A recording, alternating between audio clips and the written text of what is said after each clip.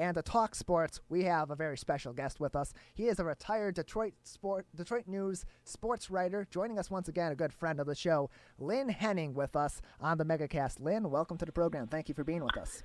Hi, Jeff. You bet. Happy to join you today. Absolutely glad to have you with us. How have you been? How's your family? Well, I'm fine, even though this is where I now live is St. Simons Island, Georgia. It was always up in your area, of course, that I resided for really the brunt of the 40 years that I was in Detroit. So I'm a little removed from the scene that you're now dealing with up there, but everybody's in the same boat in terms of trying to fight off this COVID-19. And as far as sports, I remain very dubious that they will be able to play really much of anything this year. I just believe that until this virus subsides, and probably with a vaccine, that we're going to be seeing much in the way of crowd sports. It's conceivable, I suppose, that they can play some games without fans, but then you get, in the case of baseball, up to all kinds of technical support, and there's really a lot of people involved, even without any fans. So I tend to be on the pessimistic side there. I don't expect football season really to get going this year. And while they can do something maybe like the PGA Tour with no fans, I'll believe all this, Jeff, when I see it. Lynn Henning, retired Detroit News sports writer, with us on the MegaCast. Tyler Kieft and Erica Jones in the studio at Lakes FM, our flagship radio station. So, Lynn Henning, the MLB and the Major League Baseball Players Association began negotiations regarding the 2020 season earlier on this week on Tuesday. The owners voted to approve that 82-game season, altered roster sizes. It's still yet to be approved by the players. So there's been some talks about potentially returning to baseball, and with it being less of a contact sport, should that make for some optimism among baseball fans that this pastime could potentially come back months down the road? I just think everybody's underestimating the degree to which this thing is going to be with us and how pervasive it's going to be for a long time. And I'm going off what doctors and epidemiologists say. I understand the optimism, and with optimism, you're going to set up contingencies.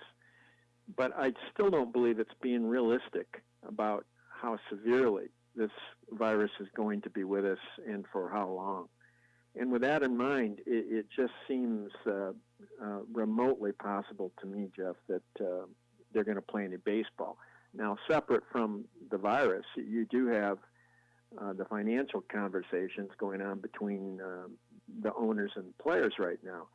And the players are looking at this not just in terms of dollars, but also in terms of their health and how much exposure do they want to present themselves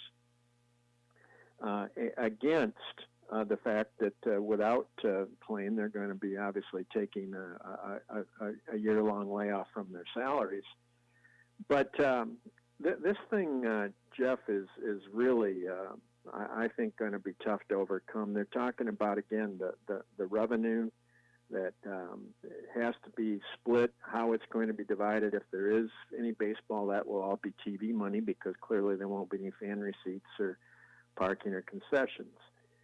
So in order for them to thread this needle, I just find myself believing, as I've believed from the start, that this thing was being underestimated in terms of casualties, underestimated in terms of what it was going to do to our daily lives, and underestimated as far as when sports will come back. So I don't base this on anything more than what I'm listening to from doctors.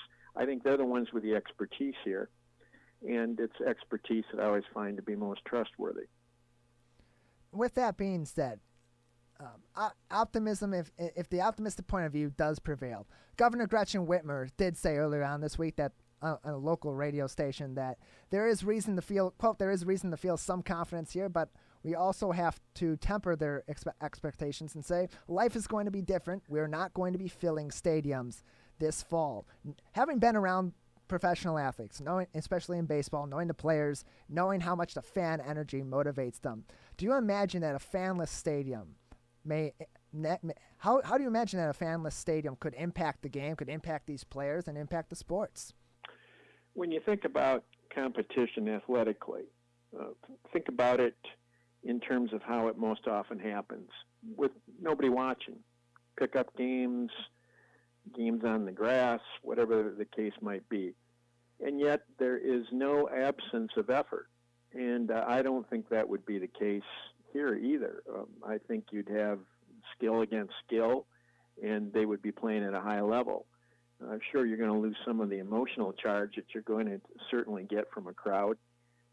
But in terms of actual competition and display of skills, I wouldn't find that would be seriously deficient. I really wouldn't. So at this point, Jeff, I think more the question is, as you look to this fall, there is likely to be, based again on what the medical science says, a very serious second wave late this fall into the winter. You're not going to head that off by resuming any kind of normal activity. So we have to certainly go week to week, day by this thing, and what it's indicating in terms of testing and infection rates and so forth. But the idea that this is somehow just going to subside and wane as the summer goes on and we approach fall, I don't see it happening. I too tend to take more of a realist point of view on this, that we can think about sports coming back soon, and we can consider all these plans that are in motion and being negotiated, but we aren't going to really know until we know. So with that realist point of view in thought, eventually sports will return. We will get out of this crisis. The last time that we really saw, particularly baseball, but a lot of sports that went away for any extended period of time, was in the immediate aftermath of 9/11, and even that was a temporary delay. It was only about a week. But we saw after that the renewed passion of the game, the renewed meaning of the game of baseball. When you think about profound moments that came out of that, like President Bush's first pitch at Yankee Stadium, or Mike Piazza's game-leading homer in the 8th inning against the Braves in the first game after that. How do you imagine the response to the return of baseball or other sports from this situation being similar from the fan, the league, and the player perspective? Well, the appetite for sports is going to be even greater than it already was, which is pretty much a passion in this country. My thought there, though, is that it's going to be a lot longer than most people probably care to imagine, and there won't be anything that will have changed as you look at the post 9/11, or even after baseball came back from the strike, when people were a little bit bitter toward that. That won't be the case now. People are going to want their old lives back, and a big part of their old lives was sports and is sports.